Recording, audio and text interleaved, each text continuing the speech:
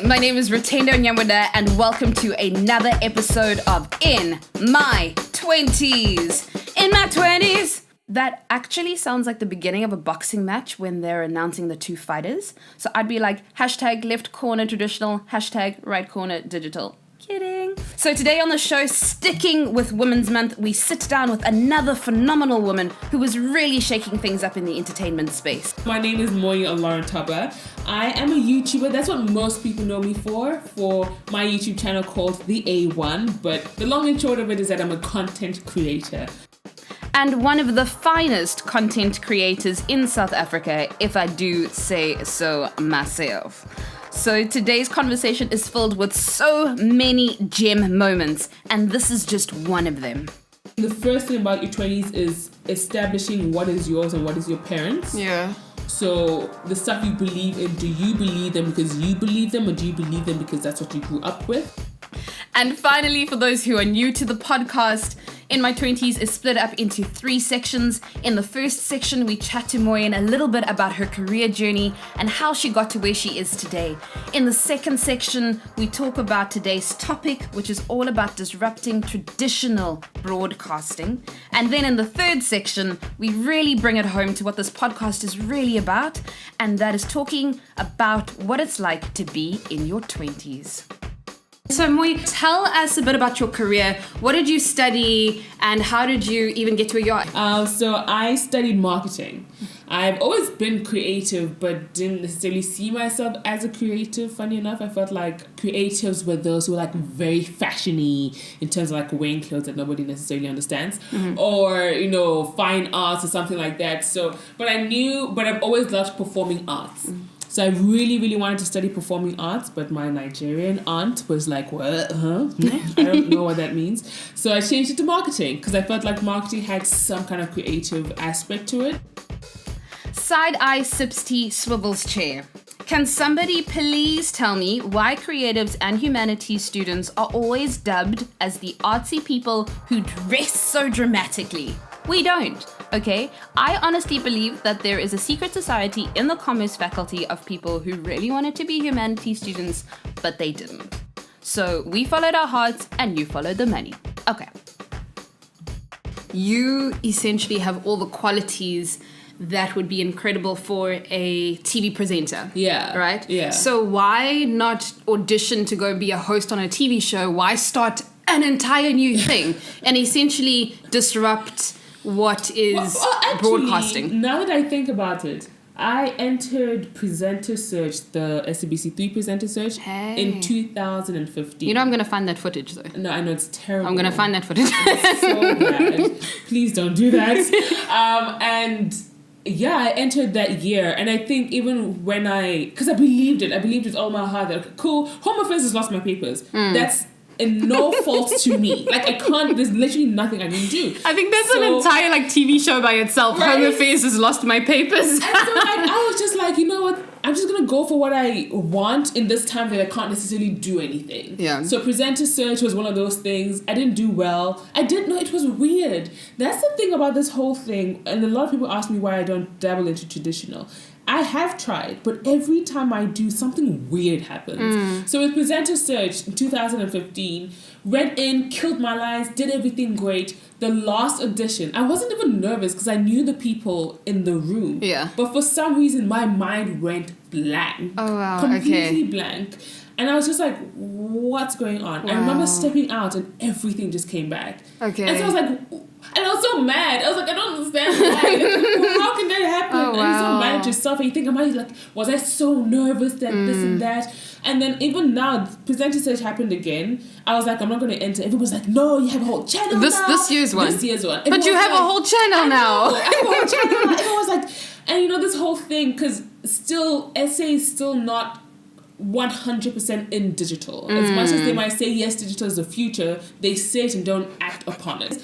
But I feel like every time I try and go into traditional, something stops it that is out of my control. Okay. And so at one point, but also every time that I'm denied, if I can say, denied by traditional, I have a new revelation about digital. Okay. So in a weird way, it's helped me focus what exactly I want to build, because the A1 was never a plan. So I was just going with the wind, if I can put it that way. 100%, yeah. But then every time traditional was like, no, it made me focus on what this could be.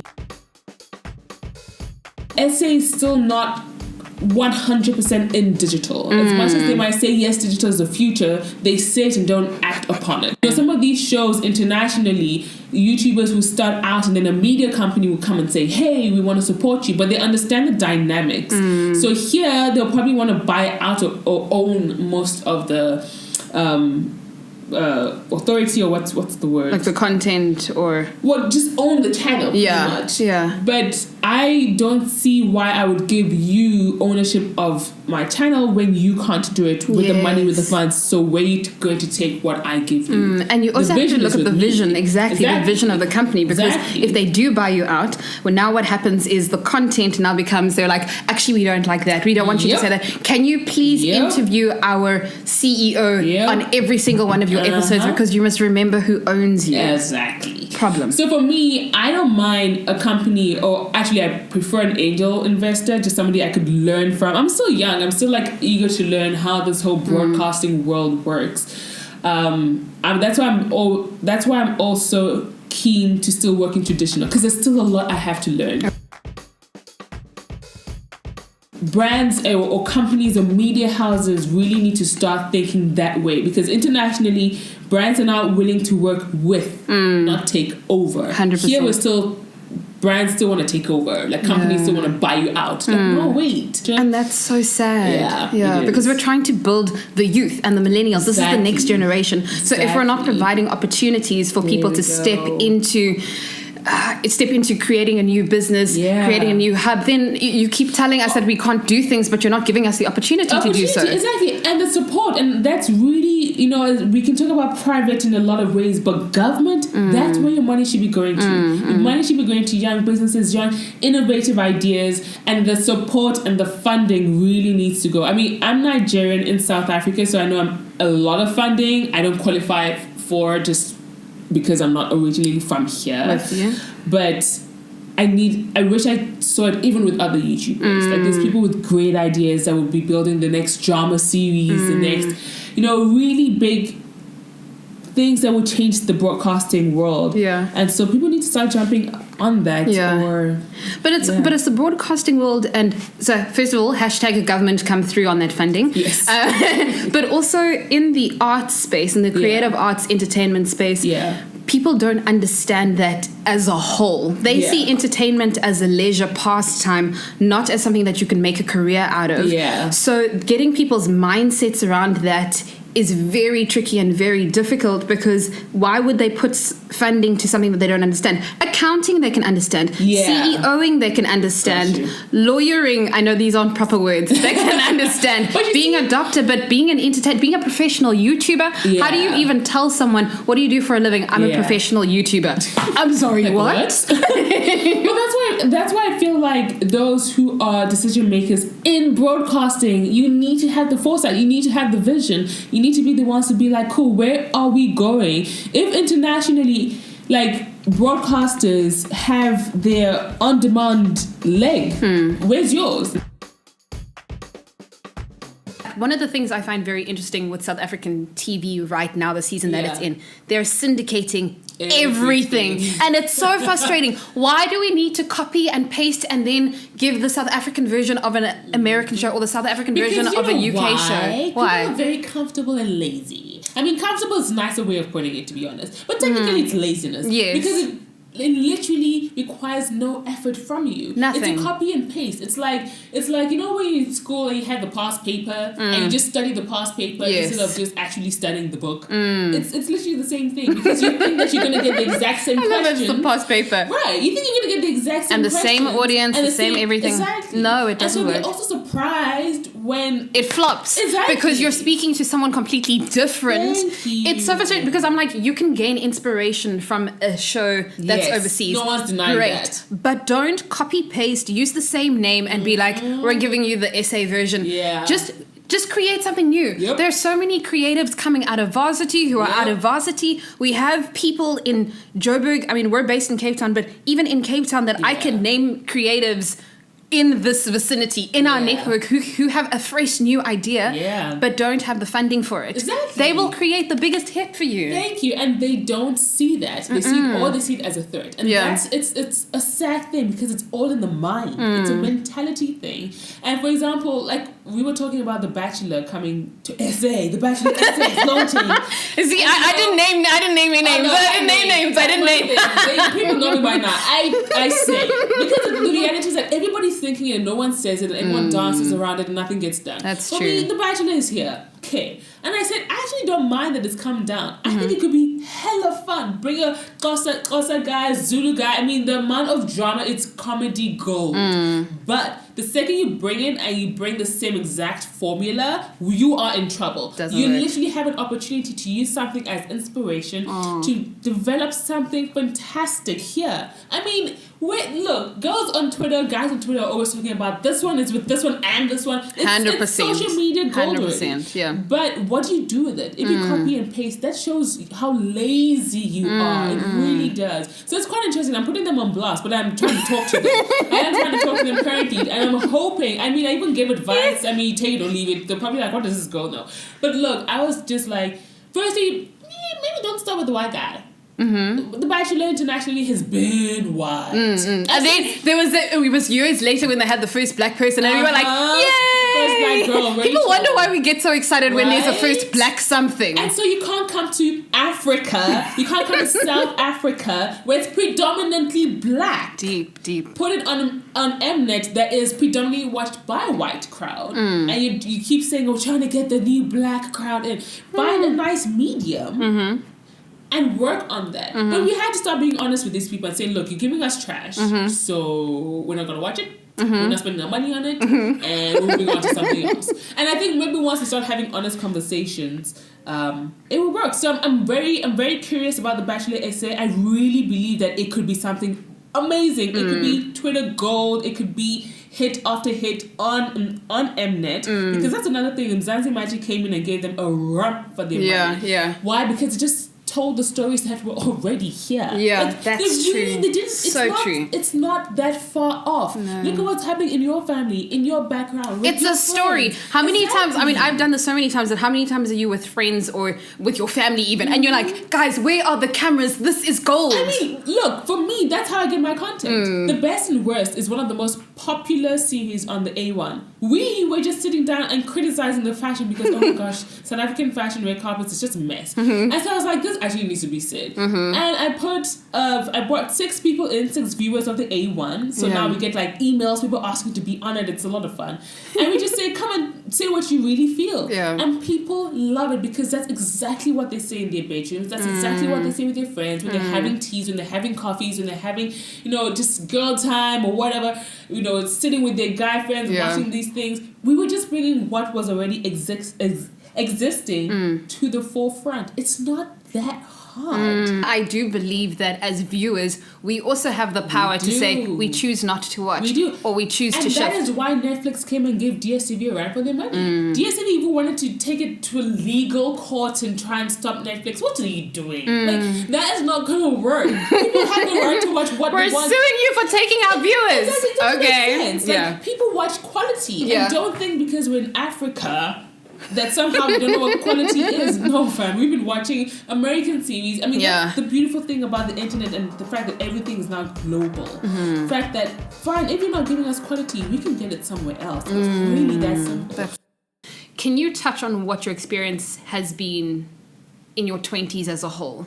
Very confusing. Okay. So I had a very great schooling process. Primary school, high school, university. I wasn't, my parents, I guess, will probably be the one to confirm or deny this. I wasn't a troublesome kid. I liked school. I liked achieving good things. I was prefect, I was head girl, all those kind of things. I was a good student. That was me. Simple. And for me, the way I grew up was you do good happens. Yeah. You sow good seeds, you harvest good stuff. So that was the formula that I'd lived by. Then you kind of go to varsity. Varsity was good again. And then life, and when you're completely by yourself, you kind of realize, okay, I'm doing good, but good is not necessarily coming my way. Like, what's going on?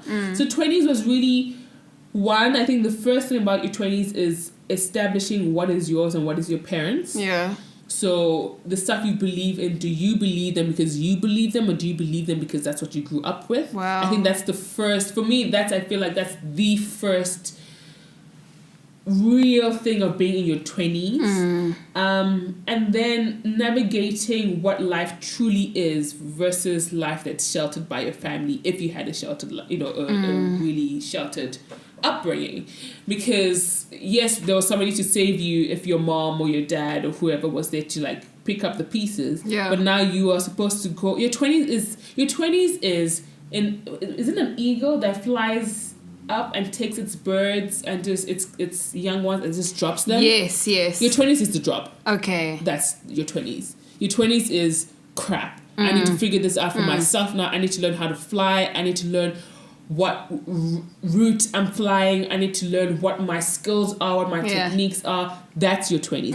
I've accepted that's your 20s. Because we just grew up being by 25, this is all done, the house, the car, the man, the everything is sorted, and then, your 20s is literally, I'm honestly just thinking about that now. Yeah. It's the drop. Yeah. It's not even when you figured out it's like how to fly. It's the drop. People talk about an overnight success. Yeah. This is like the overnight adult. It's like one night you woke up, the next morning you were young, you went to sleep, you woke up, you're an adult. Exactly. Yeah. It's the weirdest thing, right? Because what's the difference between an adult and the child? Your parent.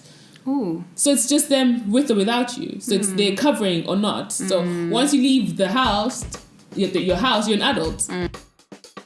But also on that's interesting because the playing field for a lot of people in varsity and even being an adult is very different. You have some people come to varsity, they have a car, they have an apartment, and those in res and your fees are paid for. And then there are other people who come to varsity who, being an adult for them starts you finish high school at 18. Yes. For some of them, that's when they become an adult because they're coming to varsity, no money, no nothing. They have to hustle, no car. So the playing fields are different. So when you go home, home means very different to someone who's like, I'm going to go work a job because I need to fund my bills, to someone who's like, actually, even if I fail, it's okay because my mom and my dad have got me. Yeah. I remember, I have a friend of mine. Remember, we were having this conversation, I think, a while back, and I was saying that this other guy that I knew that I grew up with, I had the advantage of having the family to support me in these dreams or in these things. Yeah. He didn't. Yeah. So the way, and that's why some people are like,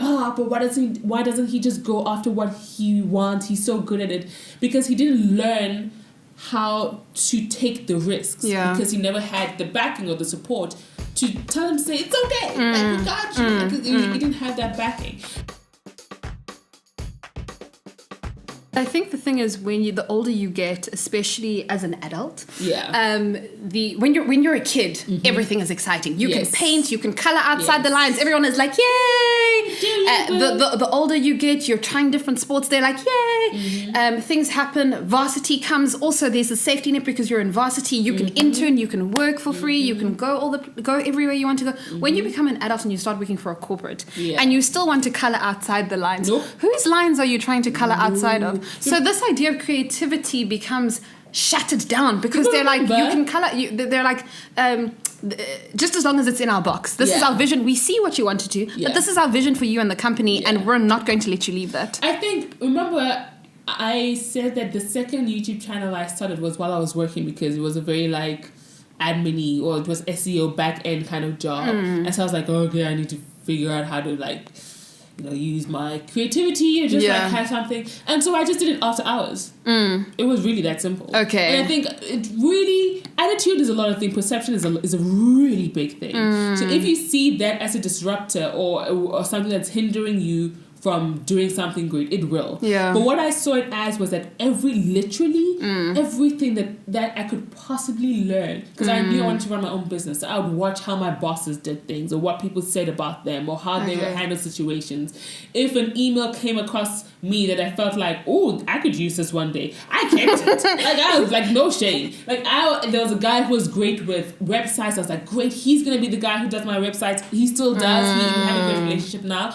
So I saw that as my training camp. What you said is training. I literally mind moment. Yeah. That could catch. I'm kidding, but taking it as training. So even if you're working at a company where you don't necessarily like your boss or you like your colleagues, what are you learning? What are you taking away to either take to the next job you go to or your own business? Yeah. If you are working with someone who presses you and is just like, I need this now, they're very angry and aggressive. Maybe you're learning how to deal with angry and aggressive people. Yeah. Maybe one of your colleagues doesn't work as hard as you do, or maybe they work 10 times harder than you do. Yeah. What are you learning and what are you gaining for the next season of your life? That's why there's young people who be like, oh, I also want to start my own business. I'm like, cool, but work for somebody first. Like, do you know what kind of boss you want to be? Have you seen examples of good bosses, bad bosses? Yes. Have you seen people like, I was sponge, take all of it in. You need examples of what to build on. I'll see somebody do this. I'm like, actually, that's amazing. That is so cool. And so you really have... the worst thing you can do is think you can just start something and just know all of it. Like, that's not going to work. That's 100%. Life doesn't work like that. And sometimes your 20s is about learning what life really is like. It's the training ground. It really is. And so one just needs to really have an attitude that is open to learning, because for me, I had to learn that God's purpose for me was good. That the process to reaching that purpose or reaching that goal was for my benefit. Like, it had to be good. So I have to see whatever I'm in as something that will be for my good, which is not easy when you're in it. Good or bad? Yeah, well, the bad becomes your good. Wow. In the sense that, like, even like some people are like, I'm so frustrated with my job right now. I used to love it, but I'm so frustrated with my job right now. That could be God saying, it's time to move on. We've been talking about this thing you want to do. Let's go. I'm ready. I've put things in place to support you. Now you're stressed out and you're frustrated and things like that. That's purposeful. That's to get you out of where you are now. So there's a lot of things. And I mean, there's people go through terrible things in this world. And it's hard it's really, really hard to find the cup, to find the good side, to find the silver lining or whatever metaphor you want to use. But you have to believe that the path you're on is to make you a better person and to achieve something great. Otherwise, it will be hard to move on. Coming back to the quarter life crisis. So is there a particular crisis 25. that you've been... 25 was your crunch time quarter life. That was the drop. 25 was that age, I think, for a lot of people where stability would have happened. And so for me, at 25, Home Affairs still hadn't given me my papers. It was the year that I launched the A1. I had launched the A1 a week before. I'd launched the A1 a week before my birthday, so I didn't see the A1 as anything. I didn't get far in the presenter search, which in Cape Town is really the only way you make it onto presenting on TV. So it just kind of felt like, okay, so what's happening now? And I remember I ordered pizza. I remember what exactly I ordered, because I don't deviate. For me, I find something good, I stick with it. Until I'm bored of it. So I know exactly what I ordered. And I just sat down. It was cries, it was TV, it was leave me alone, and that was my 25th birthday. Wow. Very, very... I've spent many a birthdays just like sitting, questioning, going, this birthday is not going to happen. I had a quarter life crisis at 23, 25, 26. 25 was just mine. 25 was mine, but I think because I'm in an industry or I'm doing something that isn't carved out. I have a lot of mini ones. For a lot of people, if you had gone into a traditional career, you wouldn't have known those steps. It would have been easier. Your crises in life or what you had gone through would have been very different. Because you would know if you're an accountant or if you want to become a CA, you're going to write your board exams. If you're going to be a lawyer, you're going to go through those. If you're going to be a doctor, you go into your internship services, internship years. As a person in the entertainment industry, there is no step one, step two, step three. You have to, and that's why having a vision for your life, which will chop and change, but you have to say, this is what I want to do and this is where I'm going. Even I started my career as a journalist. I went as far as I could go, but as far as I allowed myself to go, as far as my vision for what that meant to me was. Even as my career now, I've been a journalist, I've worked in PR, I've worked in TV, because I wanted to. No one told me what the next step was. So how important is it, or what was the vision for your life? Because you kind of just went straight into the A1. Remember, there wasn't a vision. Let's just make that clear. That drop, when that ego drops its child, it was like it was hot. Like, it doesn't know where it's going, it's just dropping. The drop was there. Moyin, what advice do you have for people who are in their 20s? My number one is to try new things. Try different things. Have fun trying the new things. The new things shouldn't be hard in the sense that it shouldn't be something that you loathe. Try, and something sounds interesting, appealing, and exciting, try it out.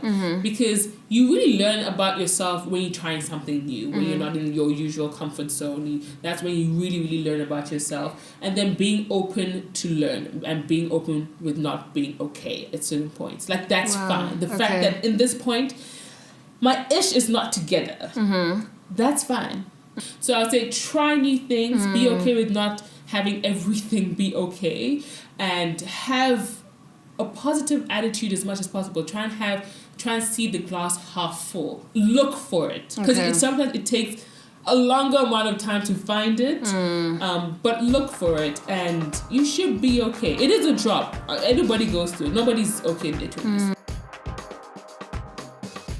Wow, and all the wows. First of all, thank you so much, Moyi, for coming on the show and for sharing your refreshing and honest opinion as well. I feel like so many times in the industry we're afraid of what people might say or think, and therefore we shy away from how we really feel. But this was really incredible. Thank you so much. Usually I listen to podcasts while I'm cooking, while I'm cleaning, on my way to gym, if I remember to go to gym, or in my car in general. And this was one of those conversations that I really had to just really be engaged in, and just listen to and take notes as well. So thank you so much for that. Second of all, if you are a government, a funder, an angel investor, an investor, people both inside and out of the creative industries, we are not kidding when we say we know phenomenal people with the next best incredible idea for content in South Africa and on the African continent. And all they need is funding. Let us stop syndicating content. Let us create our own original content. Let us tell our own stories as well. I think that is the most important thing, is being able to tell our own stories. And then lastly, don't forget to subscribe, subscribe. We are on YouTube and SoundCloud. Follow us on social media. We're on Facebook, we're on Twitter, we're on Instagram. And just, share your thoughts and opinions on the show. And let us know who you would like to feature on the show as well. So we'll see you same time, same place, right here on In My 20s.